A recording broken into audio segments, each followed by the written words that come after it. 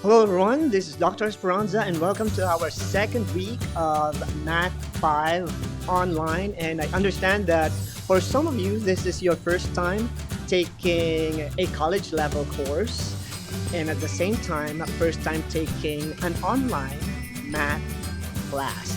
And I understand that some of you may be a little bit apprehensive and still a little bit intimidated with the fact that you are working on math classes that can be a little bit confusing at times, but I can assure you that week two will be a lot more manageable and easier from here on until week number 8. So, just like what I've been reminding you every time I give you an announcement, that routine and time management, they are key for you to be able to be successful in any online classes. So it's not just math, but also in your other college level courses.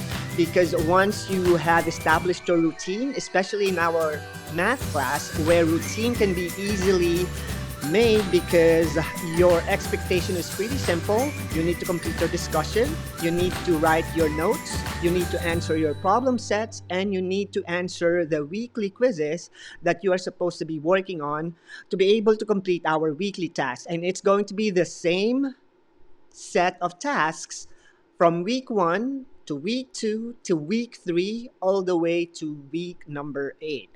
So I highly suggest that you work on your routine and also with your discussion tasks. So I have read most of your, or actually all of your discussion tasks, and I appreciate your introduction. And also, I commend all of you who have earned your extra credit points for paying attention on the last part of our announcement video. So I hope that all of you are taking advantage of the fact that I'm giving you weekly announcement videos so that you will have an idea on what to expect for the entire week. And for week number 2, you have established your routine. Just stick to it and make sure that you are completing all your tasks on time. I highly suggest that you complete your work at the beginning so that you don't cram at the later part of the week, wherein you might encounter a lot of technical difficulties. And cramming, as we know, will not work because the degree of difficulty in our math course will just go up. So if you think that the work we have done for week 1 is a little bit easier, then the degree of difficulty will just go up as we progress in our course. So I hope that you will keep that in mind. And let's talk about the discussion tasks. Your discussion task last week, you only had 2 posts minimum to submit, and that is your initial post and your peer response. But starting week number 2, you need to complete it, or you need to make sure that you give me 2 well developed, insightful peer responses as opposed to one. So for you to earn 10 out of 10, you need to write a well developed, substantive, and insightful initial response based on our prompts, and your peer response for you to be able to communicate and interact with your peers. And all of these posts are graded. And to show you how it's supposed to look in your weekly discussion tasks. So this particular person, this is not in your class. This is from 2 or 3 years ago. So this particular person earned a 10 out of 10 because she's able to give me the minimum requirement, initial response, and then 2 peer response. And all the postings she made are all insightful, engaging, and well developed.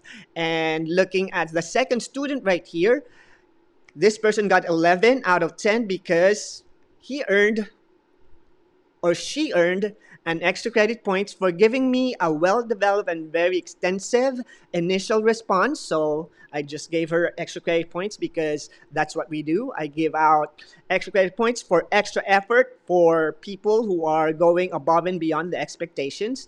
And her peer response are also very insightful, and she's able to communicate and able to engage her peers in the discussion.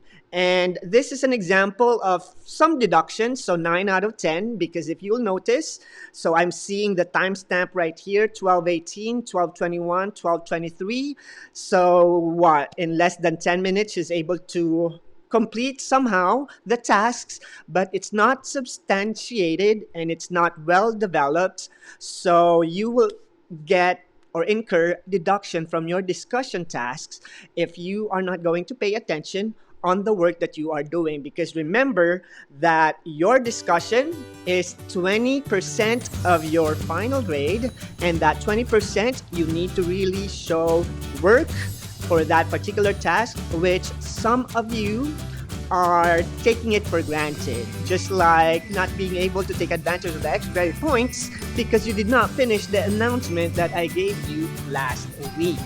And again, this is Dr. Esperanza. I've talked too much. I know that you are going to be working on your tasks this week. I wish you all the best. And once again, procrastination, that's your major downfall. So try to avoid it at all costs and make sure that you are communicating with me and making sure that you are sending me email in a more mature way or manner, as opposed to just giving me one sentence or two sentence reaction to something that you need help on. So make sure that you're communicating and trying to avoid misinterpretation by writing a well-developed email, not just me, but also to your other professors in your online classes. That's your week 2 tips from Dr. E, and I'll see you again next time.